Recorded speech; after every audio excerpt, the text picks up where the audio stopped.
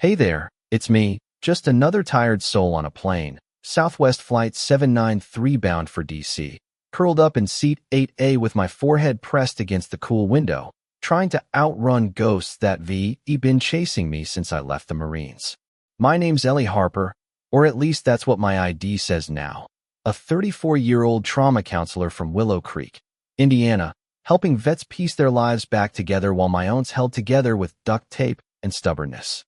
But 30,000 feet in the air, my past caught up with me in a way I never saw coming. Black Ops soldiers stormed the plane, and their eyes locked on me, not for some terrorist they were hunting, but for a legend they thought was dead, a sniper called the Wraith of Hellmand. And in that heartbeat, my quiet little life shattered like cheap glass. Let me take you back to that moment, the hum of the engines lulling me into the first decent nap I'd had in weeks, the kind where you almost forget the nightmare's sand in my teeth. The crack of gunfire, the weight of a rifle I hadn't touched in years. I'd left that life behind, or so I thought, trading camo for cardigans, war zones for a small-town VA office where I listened to soldiers' stories, nodding like I didn't carry my own. Willow Creek was my sanctuary, a place where the leaves turn fiery orange in fall, where Mrs. Clara Thompson next door waves from her porch swing, where life moves slow like Sunday mornings. But up here, in the recycled air of a packed flight, that peace felt a million miles away.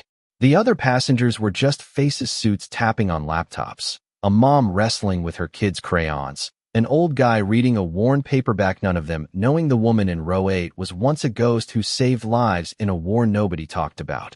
Then it hit, a low rumble outside, like thunder rolling too close. My eyes cracked open, instincts kicking in from years of sleeping light in hostile places.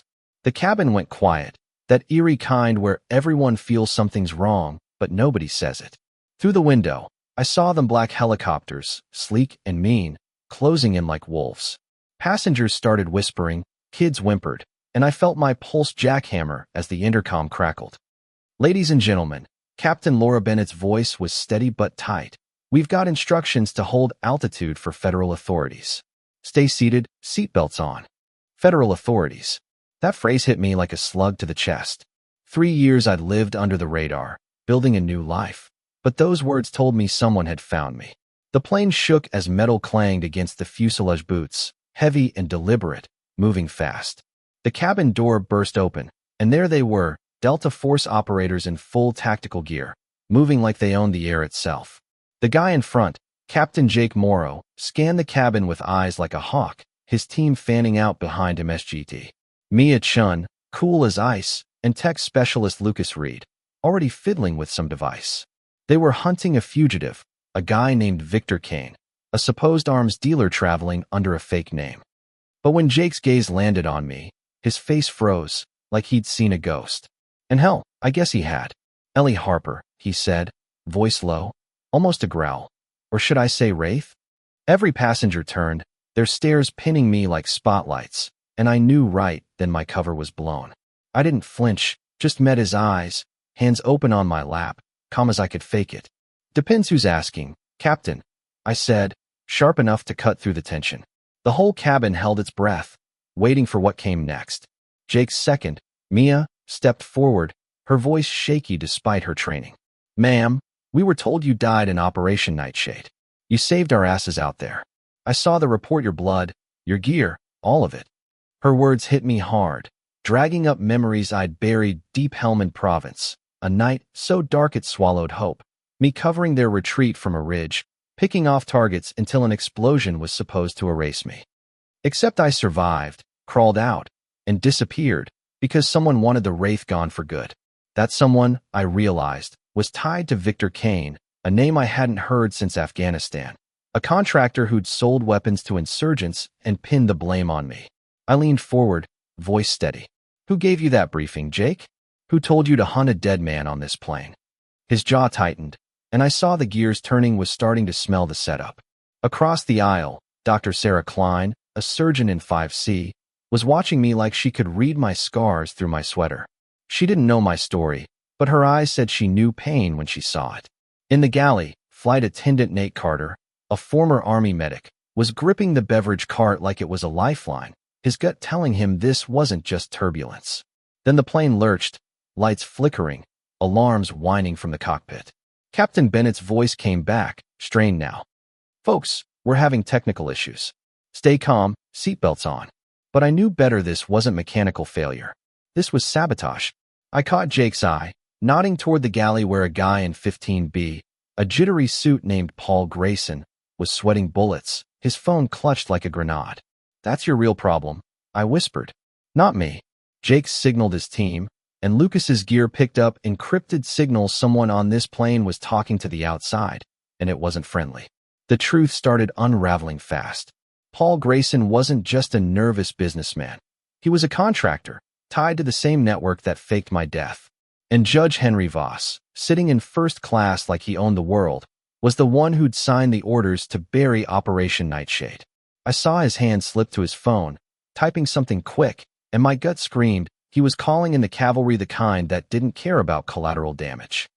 "Jake," I said, loud enough for the cabin to hear, "your mission's a lie. They sent you to clean up their mess, and I'm the mess." Mia's rifle dipped slightly, her eyes darting between me and Jake. "She's right," she muttered. "This feels wrong." That's when all hell broke loose. The plane shuddered again, harder, as systems started failing: hydraulics, navigation, the works.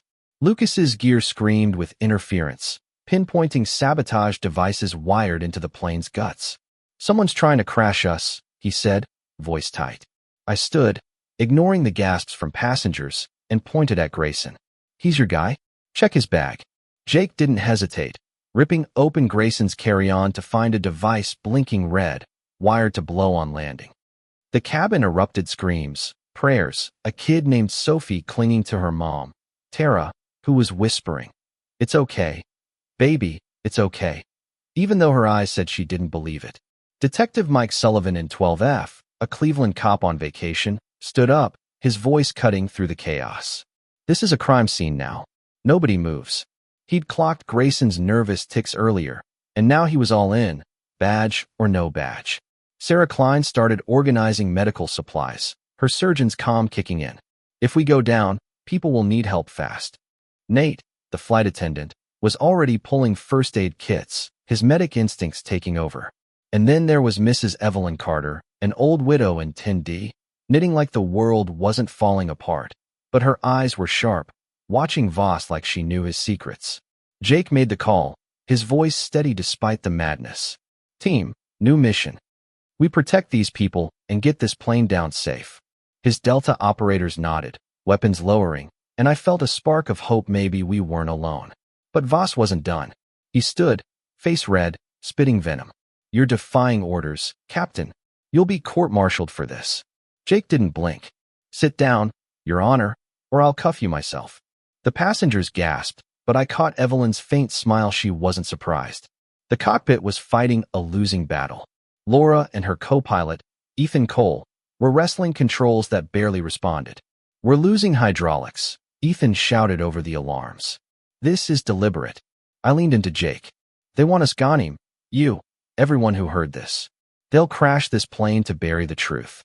Lucas's gear confirmed its sabotage devices were frying the plane's systems, designed to look like an accident.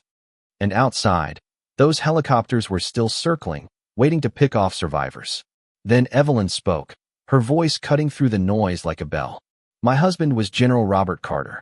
He knew about Nightshade, kept records of every dirty deal. I've got them right here." She pulled a thumb drive from her knitting bag, holding it like a grenade.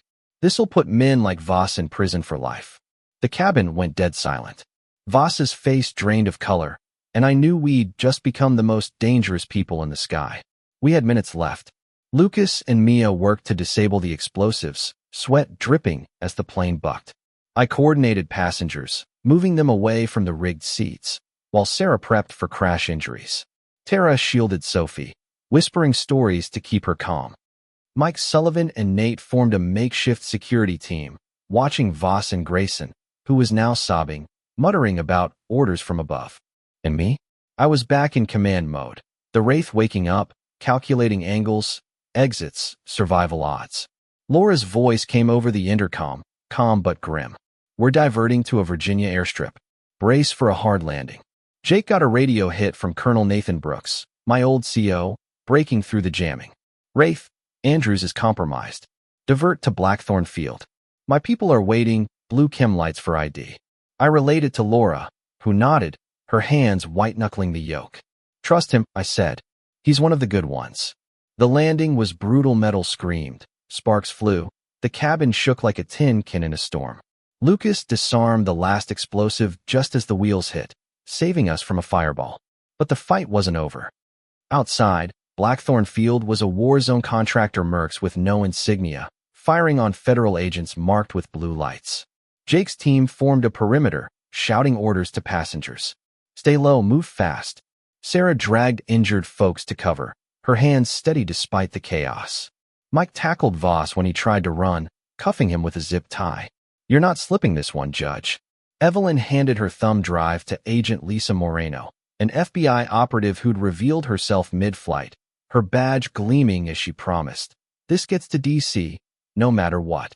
Tara and Sophie huddled behind a crate, Tara's voice fierce. We're getting out of this, baby. I promise. But the contractors were closing in, their drones buzzing overhead, pinpointing us like prey. I caught Jake's eye. They're after Evelyn's evidence. They'll kill us all to stop it. He nodded, grim. Then we fight.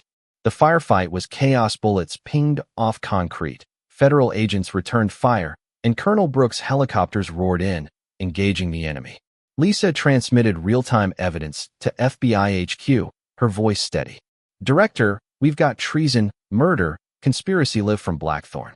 Sarah patched up Mike's leg, hit by shrapnel, while Nate carried an injured kid to safety. Evelyn, calm as ever, slipped copies of her drive to multiple agents. Spread it, she said. They can't kill us all. Brooks' forces turned the tide, driving the contractors back. FBI Director James Carver arrived, his armored SUV screeching to a halt. I stepped forward, meeting his gaze. Director, we've got proof of a decade-long conspiracy. Contractors, judges, Pentagon insiders. It's all on that drive. He nodded, face like stone. You're under federal protection now, Harper. All of you. 6 months later, I'm testifying in a Senate hearing, the room packed with cameras and suits. Senator, I say, voice steady. Flight 793 showed us what happens when power turns on its own people. We stopped it, but only because regular folks, cops, doctors, even a kid's mom chose truth over fear. The room erupts, and I feel the weight lift, just a little. 52 indictments hit, including Voss, who's rotting in a cell for life. Evelyn's evidence exposed a web of corruption, arms deals, fake deaths, bot judges. Lisa's now deputy director, leading a task force to root out more. Sarah's running a trauma clinic for vets, and I'm on her board, still counseling in Willow Creek, where Clara Thompson still waves from her porch. But 2 years on, a call from a prosecutor, Mark Ellis, pulls me back. Ellie, we found more nightshades tied to foreign arms sales, funding crooked campaigns. It's not over. My heart sinks, but I know I can't walk away. This fight's bigger than me, bigger than that plane. It's about whether the systems we trust can be saved, or if they'll keep betraying us. So what do you think? When the people you're supposed to trust turn on you, do you fight, or do you run? Drop a comment. Share your take. Have you ever seen corruption up close? Or is this just a story to you? Hit subscribe if you're with us, because trust me, there's more where this came from.